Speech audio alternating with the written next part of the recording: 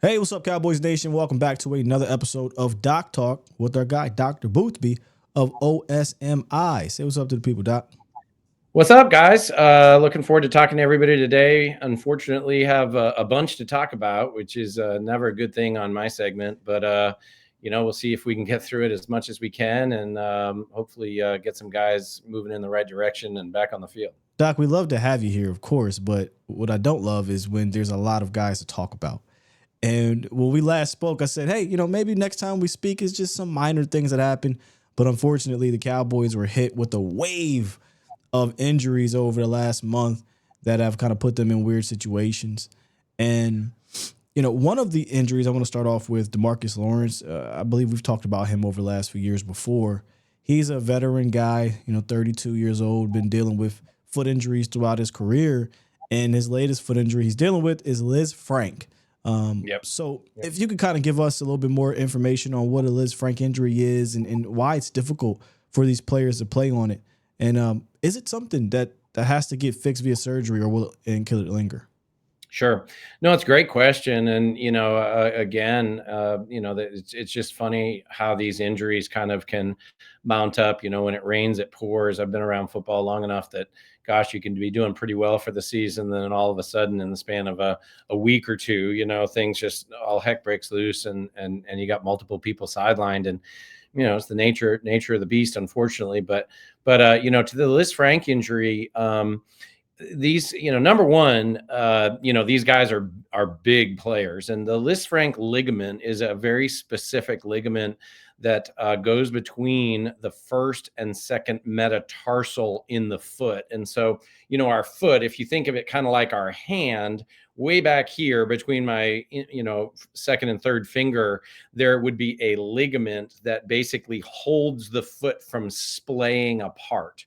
And so when these guys are running around, there's a tremendous amount of force that's down on the foot, kind of spreading it apart. And the Lisfranc Frank ligament is one of these ligaments that basically keeps the bony parts together. And one of the issues is it's more kind of in the middle part of the foot, and so it's very hard to stabilize with bracing and stuff like this. It's unfortunately hard not to hurt, when you're running around on a Liz Frank injury, and the blood supply in that area of the foot is not great. And Hmm. so, we've got basically long-term immobilization where you either cast or boot people and take them off of it for long periods of time, or you've got, surgical fixation where you do a procedure to basically, put those bony parts back together so that Liz Frank ligament can then heal. So, a lot of times, depending on the timing of the injury is kind of how we treat this, right? So, these injuries come in different amounts. Is it mild? Is it moderate? Is it severe? Is it involving the whole ligament? If a guy can't walk around, you've obviously got to, treat it much more aggressively, potentially surgically, than if he's able to get around and he's just got a limp. So I think right now, they try and treat it as minimally as possible during the season, because once he has surgery for this tends to be kind of a 3 or 4 month deal trying to get him Hmm. back out there. It takes some time for this to heal. I'd imagine then he's probably just going with, rest and recovery as opposed to the actual surgery, because he's on the IR, expected to come back much sooner than 3 or 4 months. So I don't believe Yeah, surgery is that's out it. there. And at this point, why not take advantage of that? And if that time goes by and he's able to get back in that time frame, great.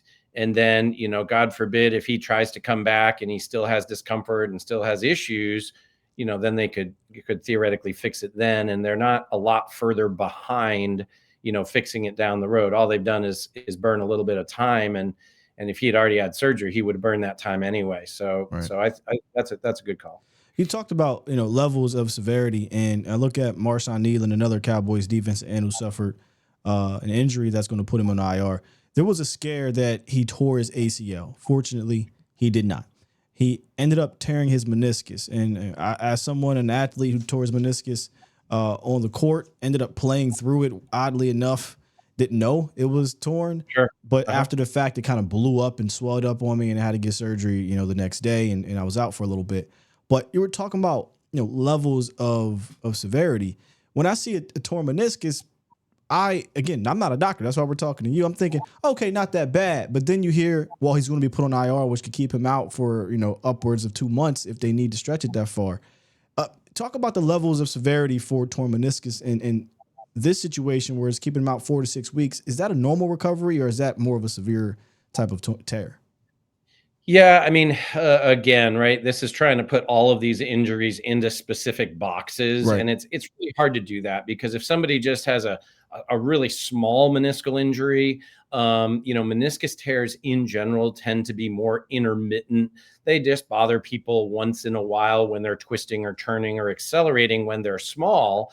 But if that meniscus tear were to grow and become a bigger part of the meniscus, kind of that shock absorber tissue in between the bony parts of the knee, then the severity, the amount that they hurt goes up, and then the frequency with which they hurt goes up, and that can be a much bigger deal. The key thing on the do you fix it surgically or do you fix it non-operatively?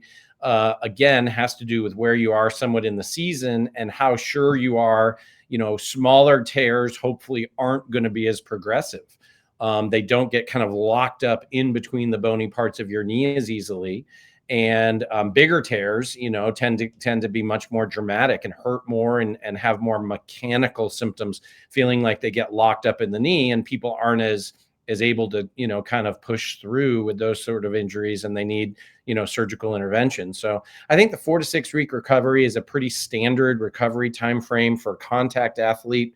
Following a meniscus. Recently, some things outside in like tennis, for instance, it's not as much contact, and so we might be able to get people back just a little bit sooner, more agility, twisting, turning, activities.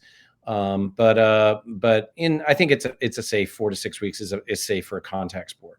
And another meniscus situation that popped up on the Cowboys a number of weeks ago. Brandin Cooks, veteran wide receiver, had been dealing with some knee issues, knee soreness in camp.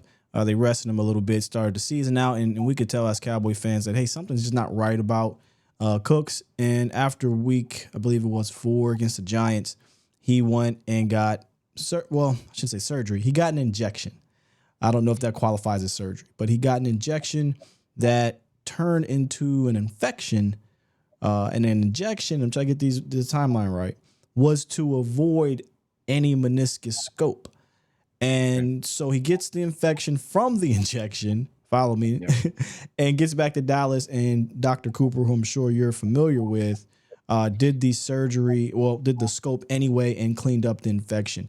That confused me when I was hearing all this because, I hardly hear about injections in that manner. Can you kind of tell us why an athlete would get an injection and then instead of just cleaning it out, which eventually it happened anyway? For sure, and there's a lot to unpack there, Yeah. obviously, but the thinking with the injection was to try and keep it non-operative. So injections don't count as surgical interventions, and Okay.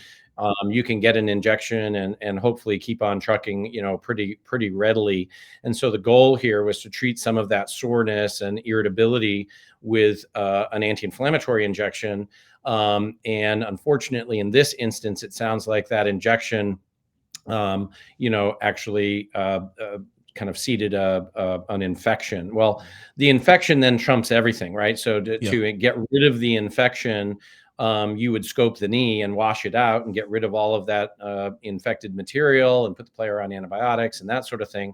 But at the same time, if there was meniscal damage there, if you're looking at the meniscus and seeing that meniscus, you'd treat that as well. So, although I think they were trying to keep this as non-operative as possible, when the infection kind of forced an operative intervention, they did two things at the same time and washed out the knee and fixed the meniscal injury and move forward from there. Now they eventually put him on IR. Dr. Cooper said he should feel fine after 1 to 3 weeks. But what I think they wanted to do was give him a little bit extra time, got the bye week that it goes into, and hopefully he can recover from it. So when you look at something like that, definitely a scope. A scope isn't something that's going to last a long time, correct? Like he should be good to go after about a month. Yeah, I mean, a scope in general. I mean, the reason we do these arthroscopically, just using little poke holes around the knee instead of having to make big incisions, is because it's less detrimental to our patients, less detrimental to the athletes. Less of a big deal to recover from. It's still surgical intervention though, and Yeah, we have to yeah. understand that we're working on the inside of the knee and we're fixing things on the inside of the knee. We just have to use a less invasive technique to get there than we used to. So yeah, I think the strategy here is right on point in terms of clearing out any sort of the infection, fixing the meniscal injury, and just taking your time a little bit with him, just because he has that an infection that you want to make sure is 100% gone before you send him back out there. So makes perfect sense. Talking about these knee injuries is bringing back bad memories. I feel like my knees starting to flare up on me now. You know how when the weather gets cold, I'm talking about Yeah, these knee injuries, about knee flaring up, Doc. Uh, you if know.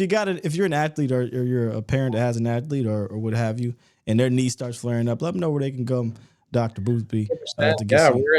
we're at the Orthopedic and Sports Medicine Institute. We'd love to help you guys out. We do this all the time. We have offices in Fort Worth, in Clear Fork, and in Mansfield, as well as in Decatur. So we're spread out throughout the Metroplex, and would really love to help people. You can catch us at 817 529 1900, or you can reach us at osmifw.com. You heard it there from Dr. Boothby. That has been this week's Doc Talk. Appreciate you coming through once again, Dr. Boothby, breaking all this down. No problem, guys. Love talking to y'all.